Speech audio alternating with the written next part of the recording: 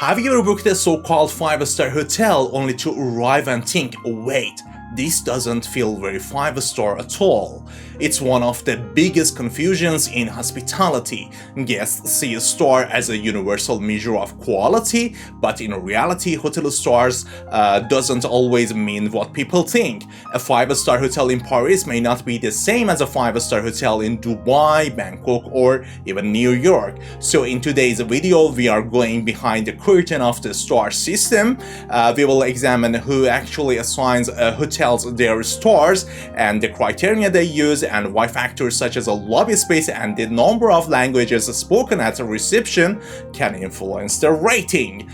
We will also explore why star ratings vary significantly between countries, and by the end you will know exactly what does shiny stars on a hotel listing really mean, and maybe even be able to tell in these stars don't quite match the experiences. So welcome to the Hospitality Lounge. Let's get started. Let's start with the most important question. Who actually decides how many stars a hotel gets? In many countries, it's not the hotel itself. It's an official inspect body. For example, in France, hotels are classified by Études France, the National Tourism Board. In Germany and much of Europe, the Hotel Stars Union sets the rules through organizations like DEH or GA. In India, it's the Ministry of Tourism. And in the United States, there isn't one governmental standard at all. And instead, organizations like AAA with the diamond ratings or the Forbes Travel Guide are the most recognized authorities. And then there are the online travel platforms. You've probably seen stars on Booking.com, TripAdvisor, or Google. But here's the trick. Those aren't official stars. They are either based on guest reviews or simplified ratings that doesn't necessarily follow the strict inspection criteria. So right away, you see the problem. A star isn't the same everywhere. And more importantly, a star doesn't necessarily mean better service. It mostly tells you what facilities and service are available. For instance, you could have a cozy family-run 2-star hotel in Berlin that offer warm hospitality, clean rooms, and an amazing breakfast. Guests might love it more than a massive 5-star resort because the stars are about infrastructure and facilities, not about how kind of staff are. Now let's break down exactly what inspectors look at when they visit a hotel. The list is long, but here are the main categories. Number 1, rooms. They check the size, furnishing, and amenities. For example, higher stars require larger rooms with work desks, wardrobes, minibars, and even safes. A 1-star hotel might only need a bed, a chair, and somewhere to store clothes. Number 2, bathrooms. At 1-star or 2 stars, you might find shared bathroom down the hall. By 3 stars, private bathroom are expected. At 4-star and 5 stars, they look at the things like branded toiletries, robes, sleepers, and even luxury fittings. Number 3, lobby and public areas. This one surprised people.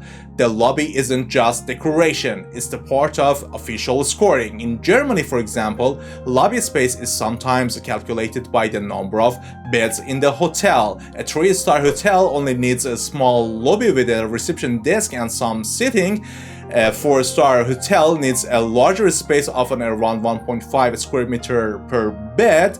At 5 stars, the expectations can rise up to 2 square meters per bed, plus extra furnitures like a lounge, concierges, desk, and luxury seating areas. These ensure that when the hotel is full, guests still feel comfortable in public area. Number 4, services. Reception hours are crucial. A 1-star hotel might not have a 24-hour reception at all. By the 3 stars, the staff's longer. At 4-star and 5 stars, reception must be available 24/7 with trained staff ready to help.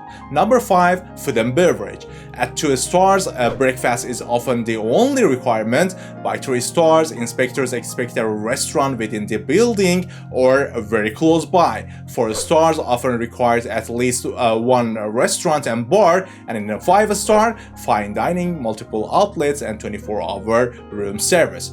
Number 6. Staffing and languages. At higher-star hotels, inspectors actually test the staff.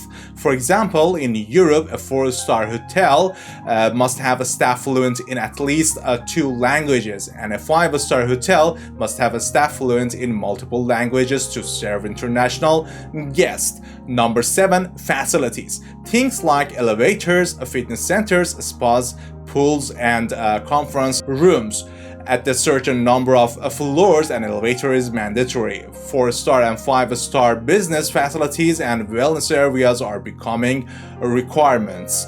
So, as you can see, it's not random. The stars come from a checklist that cover everything from the square meters of the lobby to how many towels you get in the room. Let's walk through the stars one by one so you can picture the difference. 1 star, the basics.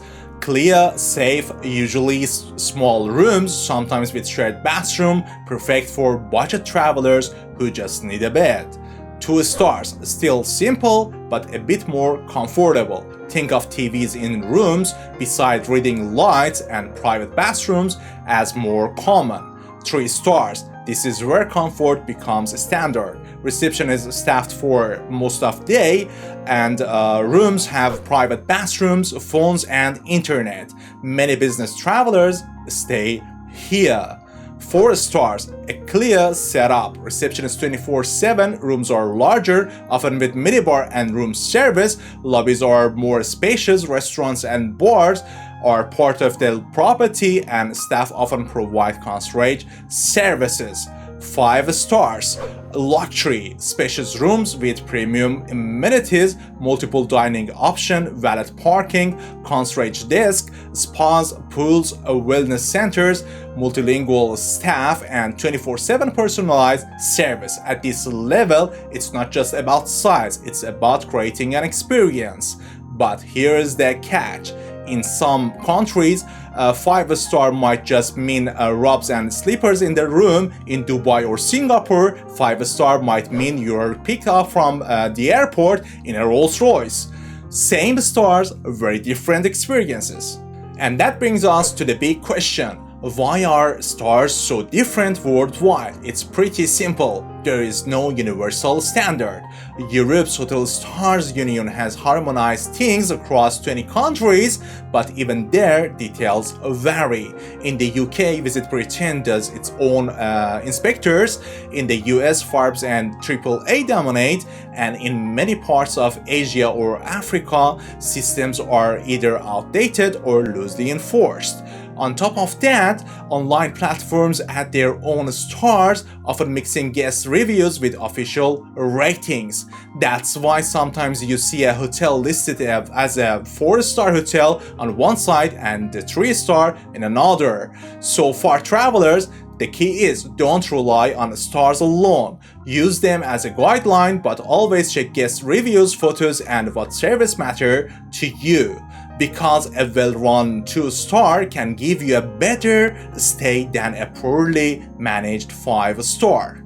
So the next time you see a hotel with 3, 4, or 5-star, you will know exactly what those stars actually mean. They're not a guarantee of perfection. They're a structured promise of what facilities and service you can expect. Now I want to hear from you. Have you ever stayed in a hotel where the stars didn't match your expectations? Maybe a budget-friendly 2-star that felt like home, or as a so-called 5-star that left you disappointed. Share your stories in the comments. I'd love to read them.